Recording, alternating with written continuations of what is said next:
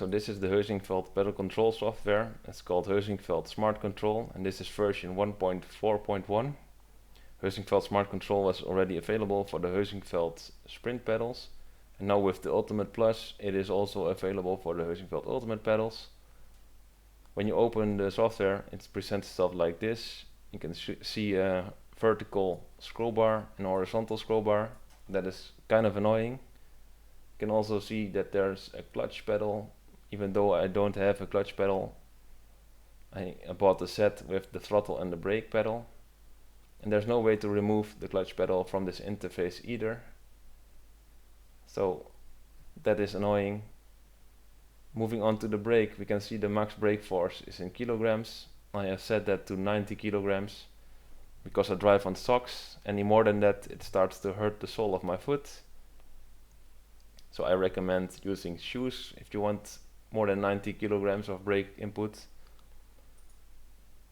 90 kilos is of course a good setting for a GTE car, for example, which does not have ABS, which locks really easily on, I don't know, 60-70% of brake input.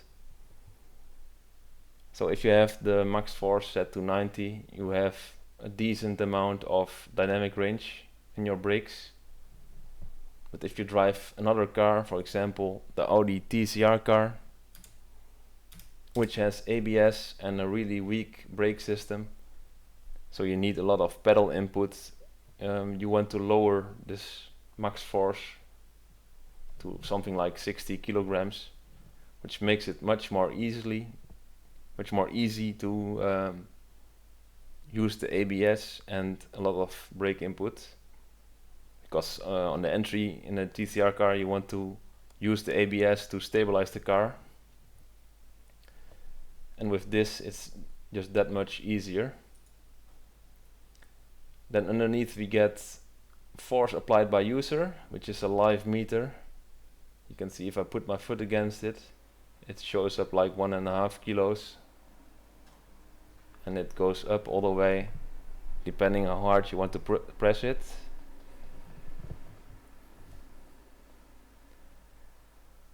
The only issue that I found with this is that if you put preload on your brake stack by turning the nut on the brake stack, it would show up something like 2 or 3 kilos, and there's no way to easily zero this out back to zero, because of course that is not a force applied by the user.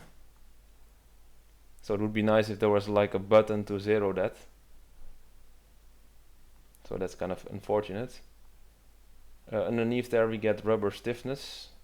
One funny thing was that it was by default on soft, even though the brakes came with hard rubbers installed.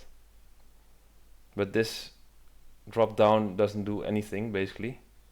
It just limits the max force input here to 100 kilos if you have this on soft. And if you want to go higher than that, you have to put this on hard first, and then you can go all the way up to 140 kilos. I think that is just a reminder that you have to put the hard rubbers in.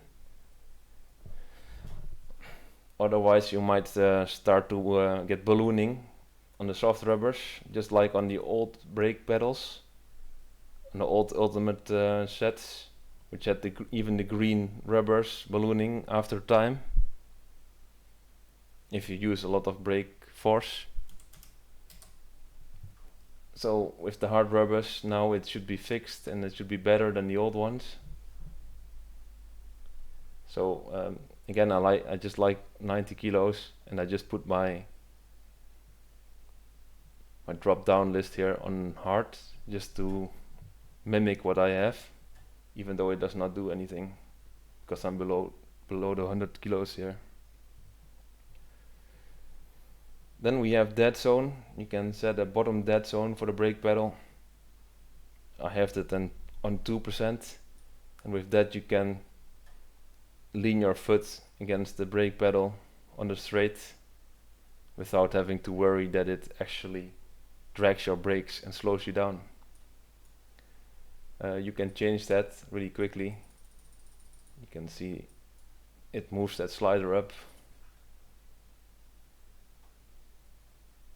and when your force input starts to exceed the gray bar, it starts to move the actual input, which is called output here.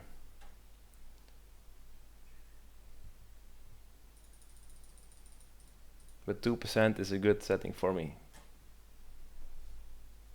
Then underneath we get the pedal curves. I like to use linear here, but there is also sense 1, sense 2, and a couple of other ones. So sense 1 and sense 2, it basically changes a pedal curve that is kind of similar to high friction pads. This is more like a high friction brake pad, and this is like a medium friction brake pad. And of course iRacing already simulates different brake pads, which you can also change in the setup. So with that I would just keep it on linear, because if you would have it on sense 2 it would be additional, so that would make the brakes feel kind of weird. But if you want to mimic that kind of feel that you have in iRacing, but then on other sims which might not have brake pad frictions or different settings there, then you can change it to sense +2, for example, and that might feel better depending on what you like. One other thing that I miss here on the curves, on the graphs, is labels for the X and Y axis. So that just to make it a little bit more clear what we're looking at here. Then what I also would like to see on the brake pedal is that you could quickly switch to another profile. For example, on iRacing, there's on the outlap you want to brake drag to heat up the tires, and you can imagine that if you have a max force set really high, that it would really exhaust your left leg before even starting the race. So it would be nice if there was just a button that you can map here to quickly switch between two profiles. So you can have on the outlap, for example, something like this, a 30 kilogram max force, which is really easy to push and hold without exhausting your left leg. And then before starting the race in the last corner or something, put it back to your old profile, 90 kilos, and then have that consistency and the dynamic range that you want. So that's really what I miss here, even though that might seem as a cheat. That would be nice to have in SmartControl. Then moving to the throttle pedal, we can see there's a top dead zone and a bottom dead zone, and I have both set to 2%. A bottom dead zone is nice because it then returns to 0 every time. You don't have to worry about leaning your foot on it, and it gives some throttle input already. And also the top dead zone, which is really essential, is because the end stop is always kind of soft. It always has a little bit of give, and you don't want to hammer down your throttle pedal all the time, and really it would really stress you out on the straights. You want to get an easy 100% throttle, so that's why it's nice to have a top dead zone here. Of course you can also adjust it really easy, just like the brake, on the fly. And here we can also change the curve shape, also sense 1, sense 2, something like this, sense 1 or sense -2. It would be handy to use something like this if you drive in the rain and maybe you're not used to driving in the rain, and this might help. But for now I would just keep it on linear and just drive the cars how they are simulated. Yeah, also on this graph you can also not see any labels, although this is more simple than the brakes. Brakes would be nicer to have, instead of 100% would see in kilos, force in kilos on one axis and percentages on the other axis. So if you have your config set and you want to save it, you press this big button on the bottom right, and if you press it, nothing really happens. You get no confirmation of it. So that's kind of weird.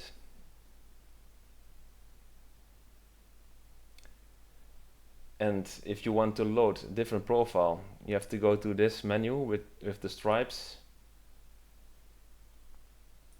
and you can only load it from the disk. It's like only one profile is saved on your pedal set and the others are saved on the disk. So let me just load one. iRacing Audi RS3, which is made by Enzo, I think. And you can see here on the top again, it shows me the clutch pedal, even though I don't have a clutch pedal. And I have to scroll down to actually see the pedals that I actually have and want to see. Little annoyance. We can see that the active profile is the brighter green one, and the loaded profile, which we are about to put on the pedals, is the lighter green one. You can get a nice overview of that. You can see that Enzo also likes the brakes on the TCR car a little bit softer, 35 kilos, too soft for me, but yeah, I can see why he wants that softer as well. So again, if you want to load that on your pedals, you have to press this button on the bottom right, save loaded profile to sim peripherals. Again, you get no confirmation of that, other than here in the top you can kind of see the name change. But I would like to see something here at the bottom, close to the button, so you know when you when it's confirmed. Then we go back to Sim Pedals Ultimate and we should see this same curve. And yes, we can see it. So it's loaded.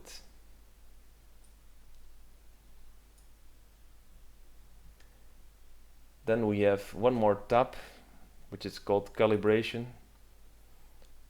We shouldn't really have to worry about calibration because it's already calibrated from the factory. But we can start the calibration by using this button in the bottom, Start Calibration. Then we can select which pedal we want to calibrate. I don't have a clutch, so I don't want to calibrate the clutch. I want to calibrate the brake and the throttle, so I keep those checked. Select the pedals for calibration, we just did, and then next step. Then we still see the clutch. Would like to not see this anymore then. But make sure that all pedals are in their rest position. Okay. Next. Press the throttle pedal all the way down. Next. Press the brake pedal with desired maximum force. You see, this is kind of difficult to keep a really steady foot. I want to have it on 90 kilos. Let's see if that is possible. 90. Next. Press save to store new calibration settings on the pedal controller. So we have to do save calibration. Calibration completed. Okay. So we can go back to profile. You can see my foot was not steady enough.